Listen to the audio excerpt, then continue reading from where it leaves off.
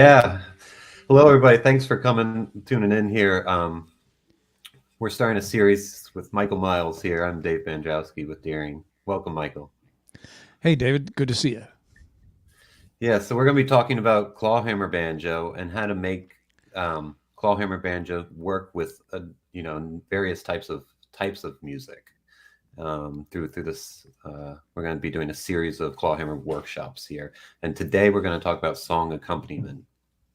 So kind of to kick it off, Michael, how do you go about making the 5-string banjo just work with any type of song, whatever kind of style it is? Well, I'm going to start in the key of G because that's our favorite key for the banjo, and one of the things that I like to encourage people to do is to look at the neck of the banjo as like a constellation. That there are we have the tuning that's open G, so we have all the open strings, and then we have these chords up and down the neck. Here's this one at the 3rd fret that everybody knows, and then there's this one at the 7th fret, 7, 8, and 9, little slant shape there. And then if you go all the way up to the 12th fret, things start to repeat again because there's the octave, but you can just do like a couple strings up to 17. There's that. So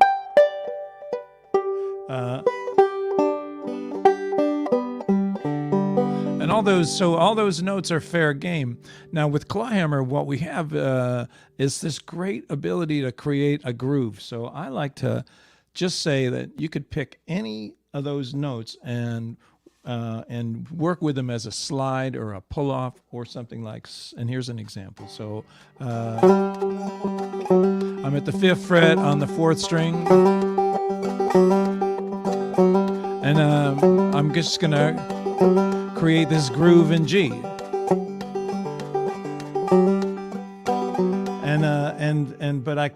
But I know that any of these other notes in that chord shape, I could slide it. That's on the 4th string. On the 3rd string, you have the 4th fret. This note, 4th fret of the 3rd string.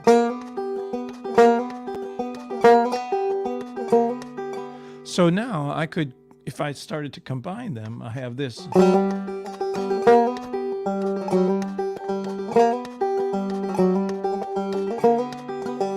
And then there's the other notes, the 1st string at the 5th fret,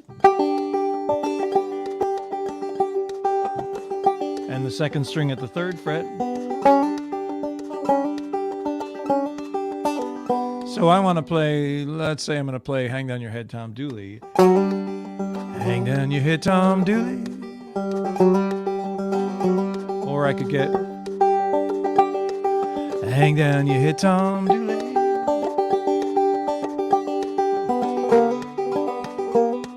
And all I'm doing is looking at those notes at that in that 3rd position. Now, then, as you go up the neck, you have this. Go to the 7th and 8th and 9th frets. There's the 9th fret, and that note, that's a B note.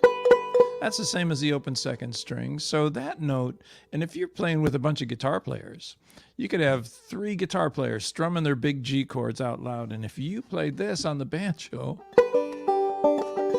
it's going to sing out over all of them because it's that high voicing that we have.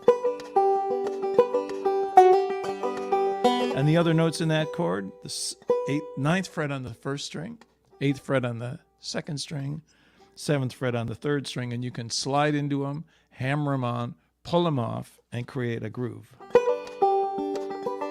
Now there's a 7th fret on the 3rd string. This is good. So I don't have to be playing full chords all the time, is what you're saying. No, the idea is partial chords. You know, bluegrass players are always talking about backup, and where they're they're kind of muting the strings and pinching them. And we don't, with Clawhammer, we have this beautiful opportunity, especially with the use of open strings, because you can pull off or slide into anything. It's always going to be a G chord here when we're in that tuning, and so. Yeah, the partial chord is the way to go, because that voice, that's a G chord. It's a 1-finger chord at the 9th fret. They don't teach that at banjo school, you know. That's not a G chord. That's just one little note. But listen to that sound. Yeah.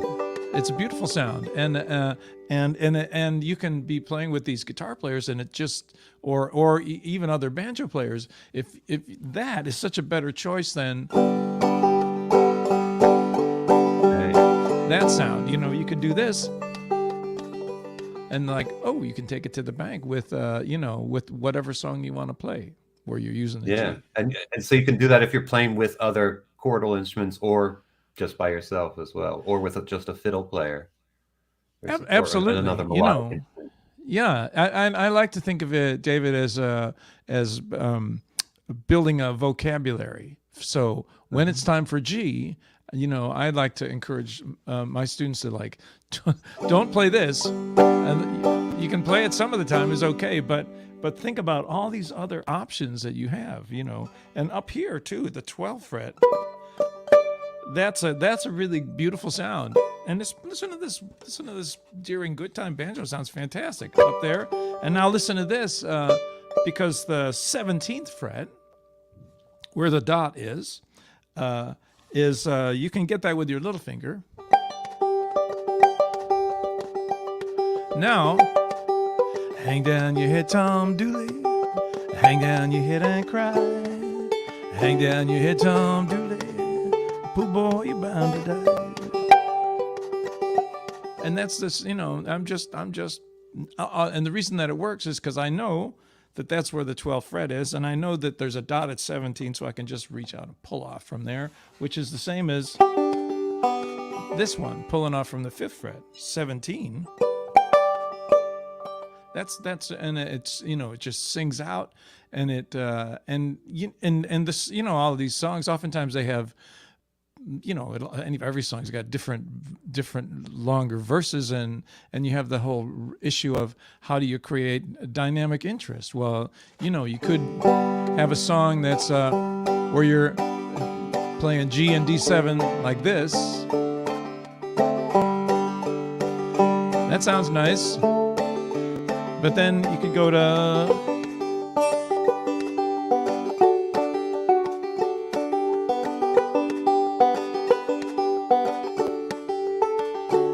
So what are you doing for the D chord there, up when you're up the neck? So D is a fun one. Here's you know D7. It's a 2-finger chord. Well, as it turns out, you know, and we were just talking about this chord, the G shape. So the G shape, as it moves up the neck, when it's at the 3rd fret, it's G. If it's at the 5th fret, it's A.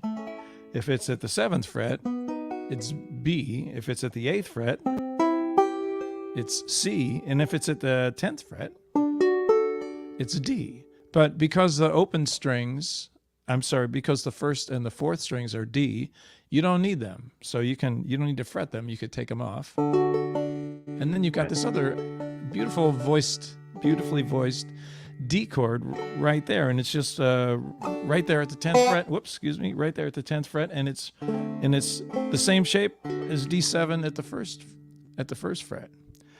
And then you also have, you could take that same shape up to the 13th and 14th fret. So here's D there. There's same shape, 13 and 14. It's and you can go to town with it. So here's now the G, and then D, D7.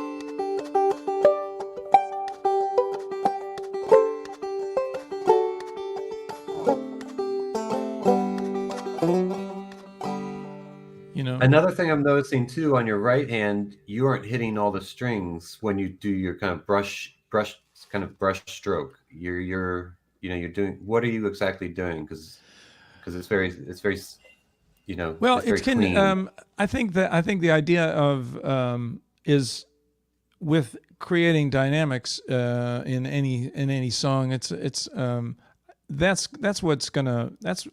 Putting dynamics into a song is gonna make it more convincing. And by that dynamics, I mean what parts are going to be the most intense, what parts are going to be the most kind-hearted, what parts are going to be the quietest, what are going to be the loudest.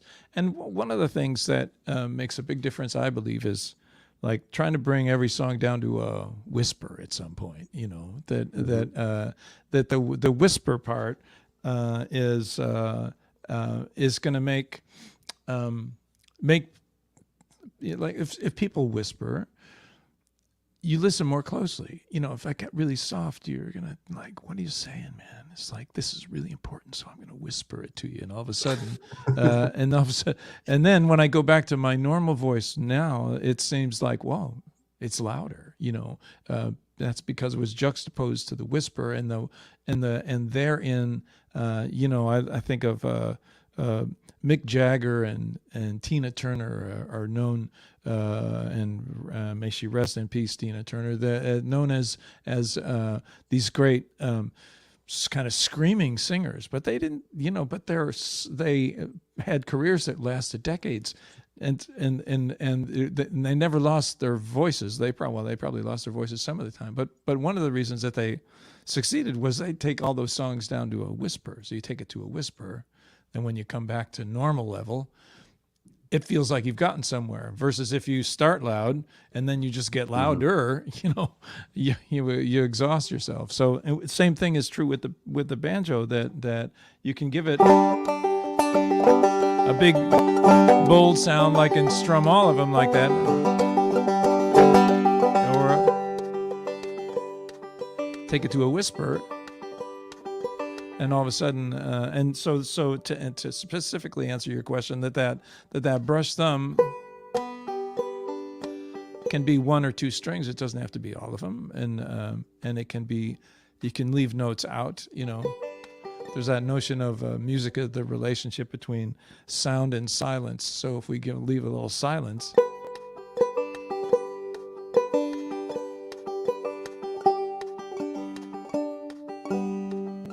it can make it, you know, with that can come a whole lot of expressive power. Yeah, yeah. What do you, and if it's a real loud jam, is there a way to kind of bring the jam to, you know, where when you're playing with a lot of people and you're just kind of each fighting to get louder and louder, do you find that when you play quieter, you can bring the group softer too, if the people are listening? No, no, you can. I think that might be you know, there's a force of nature where all jams can kind of turn into marches, you know. But one of the things that you can do in a jam that will really make a difference is because there's enough, you know, sound in the room that is, you know, defining whatever chord you're on, that then that vocabulary idea will make a big difference. Because if a bunch of people are chugging away delivering a big sound like that, and you're up here going, then you can hear yourself over the you know, the whole rush of sound from the other instruments, because a lot of them are going to be, you know, mid-range. Guitars strumming or banjos strumming down in their lower register. You go up to your higher register and you start to articulate some of these notions. And I do like to emphasize that. Think of it as a constellation, and knowing where the sounds are. I was a big fan of B.B. King and saw him a couple times, and you know, it was like he didn't like to play when he sang, and he didn't like to do anything except you know, explore, and he could look at the neck of his guitar and just know where the sounds are. And what I like to encourage people to do is like be able to look at the neck of your banjo and know where the sounds are, and think of these chord diagrams as constellations. The one at the 3rd fret, 7, 8, and 9, and up to 12, all the way up to 17. To think of those as, okay, there's where the sounds are. There's where I can take any song in the key of G and start to create an arrangement with dynamics.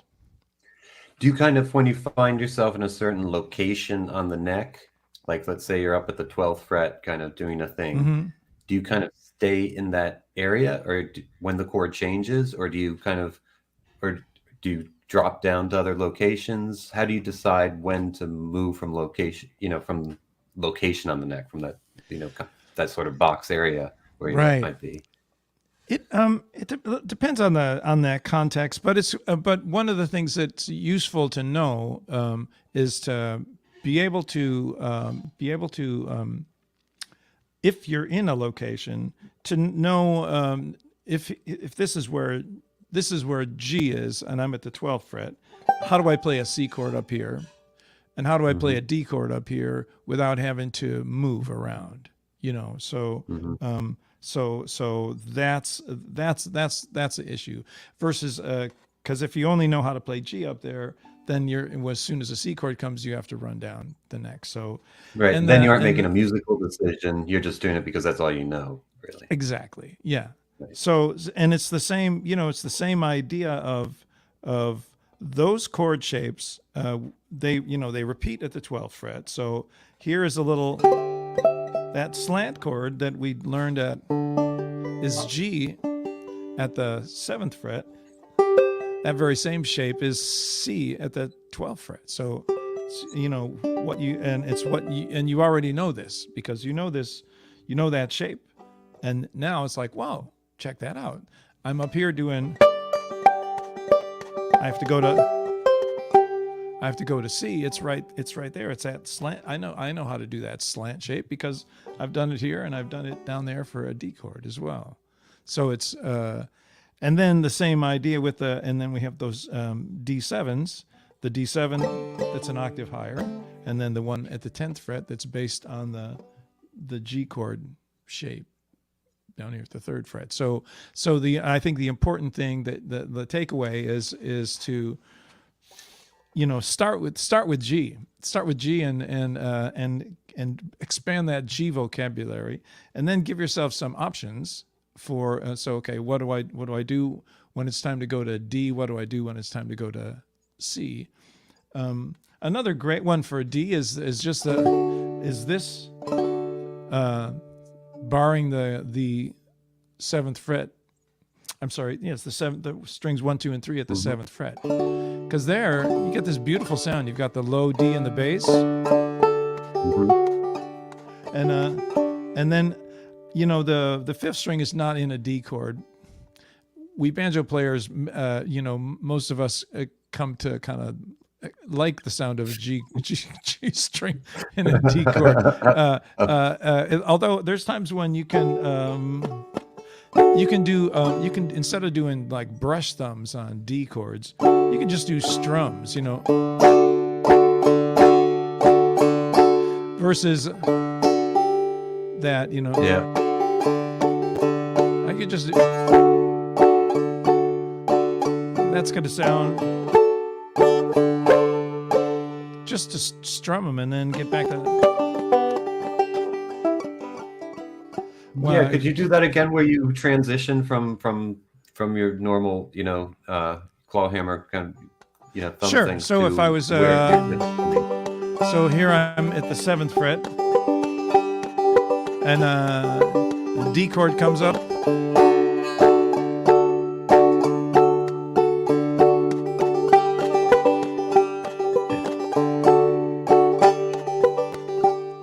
Yeah. And it's just keeping the beat stays the same. I just took the thumb out of the notion that would be a brush thumb, and sort of ignoring the fact that G is okay. G is not okay, all the time. And if you're in a recording I've had this in recording sessions where it's like, well, we don't want this, we don't want that note in there, even though you banjo players like it very much. Yes, we do. Thank you. But there's times when it's not such a good one to include. And one of the things that I'll also do to that end for D chords is to encourage people to try to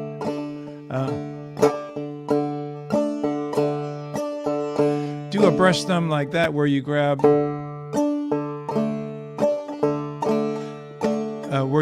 4th string. It sounds really. So here's G, and then D, So now the brush thumb is, instead of hitting the open fifth string as I did for the G chord, I'm going to hit the fourth string for D, and and you get that fat, low D string. It sounds great, you know. Yeah, yeah. So you were on the take that last lick down. You're hitting, it was index finger hitting the fourth string, then strumming, and then the thumb hitting the fourth string. So Exactly. So it's like that's the kind of classic bump ditty where I play there's right.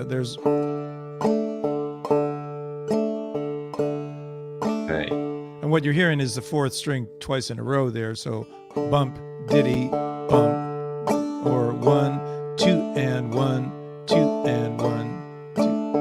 And you can actually you can grab basically any other string on the banjo besides the fifth string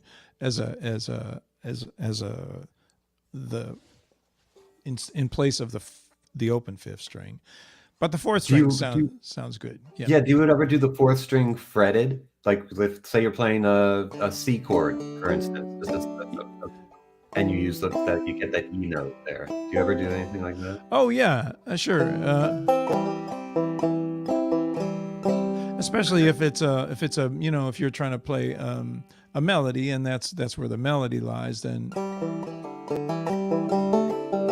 ideally you want your thumb to be able to play anywhere. Right. And that, it's the most amazing thing, I think, for clawhammer players, that there's so many of us, and many people have very, very different sounds from one another. But the one thing that everybody does the same and agrees on is that your thumb is always on the string before it plays it. Unlike bluegrass picking, where your thumb is, you're on the run, kind of like a finger picking guitar player. But for clawhammer, the idea of your thumb, like if I was going to play the first string and then the fourth string, my finger and my thumb hit those strings at the same time. You hear the first string, and my thumb gets set up, right, to play the string that it's going. So the same if it's 1 and 5, but there's this simultaneous touch. They come down together, and then your thumb, instead of attacking the string, it just releases it because it's already on there. And that's what makes tempo possible, quicker tempos possible in clawhammer. Because what we've done is, by having your thumb on the string before it plays it, you remove the attack time, because it gets set up on the note before it. And that's following the idea of 1 and 2 and 3 and 4, and that your finger's playing on the beat and your thumb's going to play on the end of the beat. And of course there's exceptions to that, but that's the way it works, much of the time. Okay.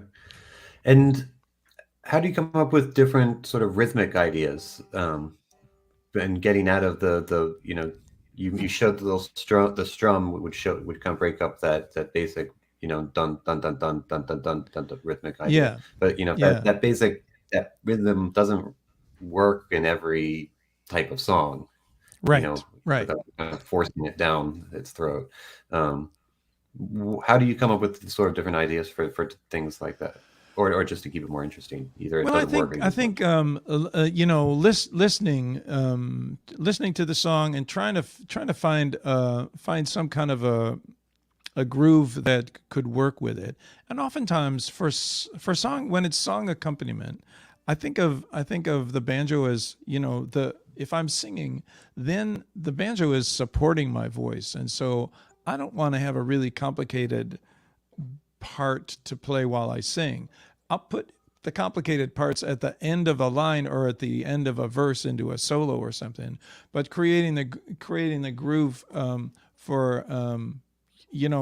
there was that we were playing Tom Dooley. I'll take another song. Here's John Prine's Angel from Montgomery, which has a altogether different feel. So And here's a chord that I like for G. I use this chord a lot. It's a 2-finger chord. It's hard to see it all, but I'm only fretting strings 2 and 4. So 3rd fret of the 2nd string, 5th fret of the 4th string, and you get this sound of a G without a B in it. So it's like a banjo version of a power chord. And then you can play around with the absence or presence of that note. So, and then it goes to a C chord. And another version of C that I particularly like is a subtraction chord, where I'll call it C add 9, where I just leave the 1st string open. So we've got that D note in it, and D would be the 9 to a C chord. So I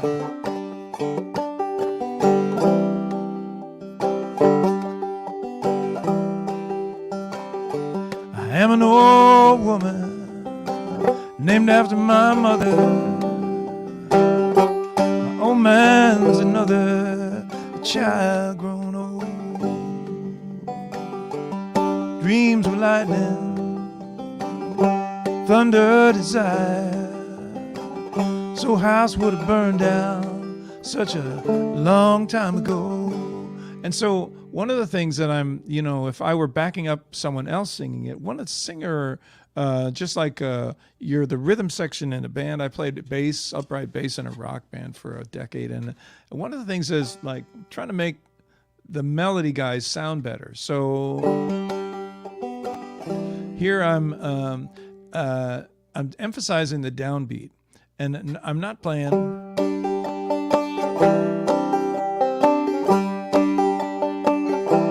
But you hear that would be 1, 2, and 3, and 4, and 1, 2, and 3, and 4, and but here with the way I'm playing it, you hear 1, 2, and 3, and 4, 1, 2, and so.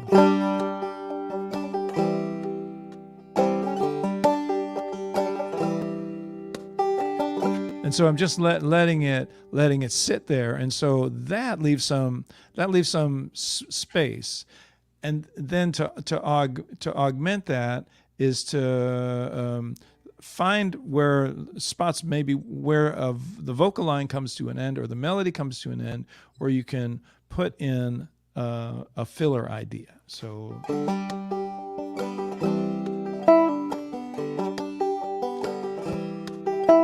So at the end of that, it's here's a measure of G to a measure of C, but I am an old woman named after my mother. There's a 3 and 4 and there's a little space there because the melody's taking the first 2 beats of the measure, and then beats 3 and 4, there's nothing happening. So I don't have I don't have strumming patterns or anything that I ever use. I just, I think the guidelines that I would follow would be, make it clear you need to abide by the chord progression, and if there's somebody playing with you, they need to know where 1 is. So you want to clarify that. Then you want to make it everything. Then make the melody person or the singer. If that's you, make it sound better. So don't let the banjo get in the way. Leave some space.